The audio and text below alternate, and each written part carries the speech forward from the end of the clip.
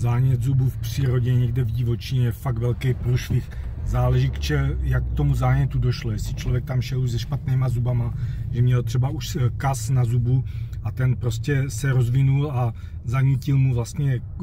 kost o kostnici a dá se jim zevnitř. To je jediné, co se dá dělat, tak vlastně buď ten zub vytrhnout zavčas, pokud člověk nemá přístup jako k lékařské péči, k zubařovi, tak ho vytrhnout, tím se ten zánět, ten původce zánětu odstraní a doufat, že se zahojí ta rána vlastně v té čelisti, to prázdné místo po zubu. Druhá možnost je, nebo druhý riziko je, že si člověk čistí zuby nešetrně nějakým alternativním způsobem. Zuby se dají čistit třeba rozžvikanou větvičkou nebo nějakým věchýtkem trávy, nějakých bylinek, ale tam je velký riziko, že si člověk třeba poškodí dáseň, pořeže dáseň a druhotně tam prostě přijde infekce a dostane člověk zánět. Takže nečistit si zuby agresivně, stačí jenom prstem, třeba prstem s popelem, nebo aspoň pořádně vyplachovat pusu. A třetí je v té divočině hodně problematická strava. Pokud člověk má zdravý zuby a byl by třeba dlouhodobě v divočině, myslím měsíce, tak těm zubům hodně škodí jako sacharidy. Třeba jíst celý zrna nebo vlastně hodně sacharidů, tak obecně cukr prostě i v civilizaci, i v divočině pomáhá rozvíjet zubní plák a v něm jsou ty bakterie, které vlastně poškozují ty zuby. Takže na tohle si dávat pozor a všeobecně si prohlížet tu zubní dutinu, tak jak by se člověk staral o celé svoje tělo, jestli tam nemá nějaký zánět, jestli tam nemá nějaký bebina, tak vlastně dívat se i do té pusy a pokud tam začne něco bolet, pokud je tam nějaká ránka, která by se začala zaněcovat, že by do ní šel zánět, tak okamžitě si dělat nějaký výplachy z bylínek, třeba z mateřidoušky nebo z heřmánku. Pokud má člověk sůl, tak to vyplachovat slanou vodou. Hřebíček je známá věc, ale ten bohužel v přírodě člověk nesežene. Takže aspoň tyhle ty alternativy, jakýkoliv věci, které aspoň trošku dezinfikují, což je třeba heřmánek nebo ta mateřidouška, nebo máta peprná, ta už u nás dneska taky roste. A pokud má člověk zánět v ústech, tak klidně třeba nejíst nebo jenom srkat nějakou stravu vyloženě nerozmixovanou, jakože kašovitou, aby člověk nenamáhal vlastně ten zanícený zub a nevtlačoval tam ještě další zbytky potravy a klidně třeba týden, 14 dní, tak jíst jenom nějakou vyloženě třeba polívku vypít, anebo nějakou velice řídkou kašičku, která jde vypít a potom si okamžitě několikrát vykloktat pusu, aby tam nezůstal vůbec žádný zbytek jídla, aby tam to prostředí v ústní dutině bylo ne že sterilní, ale co nejvíc zbavený těch zbytků jídla, na kterých se množí ty bakterie a pak jenom doufat, že si s tím poradí tělo,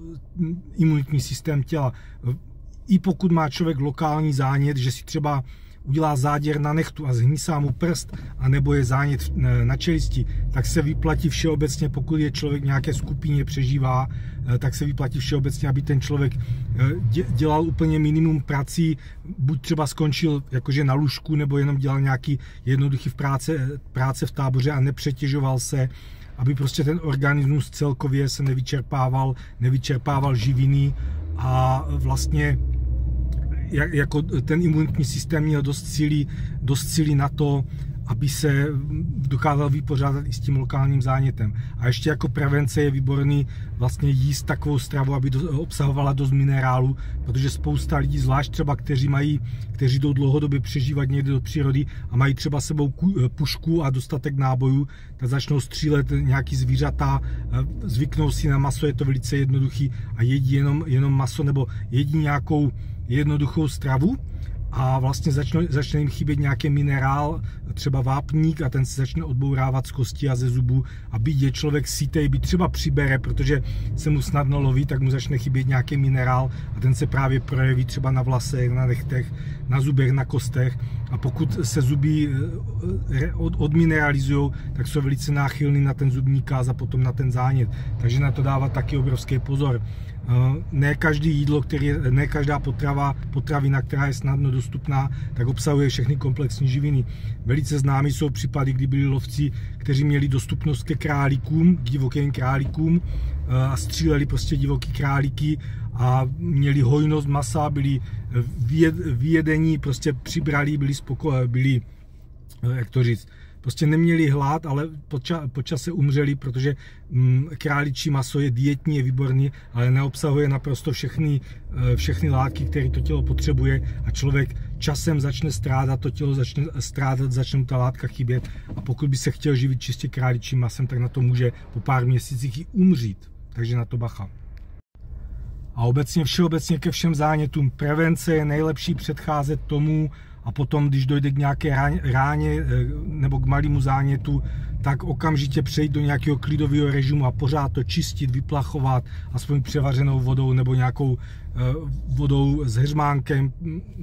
tam je azulén, prostě heřmánek obsahuje azulén a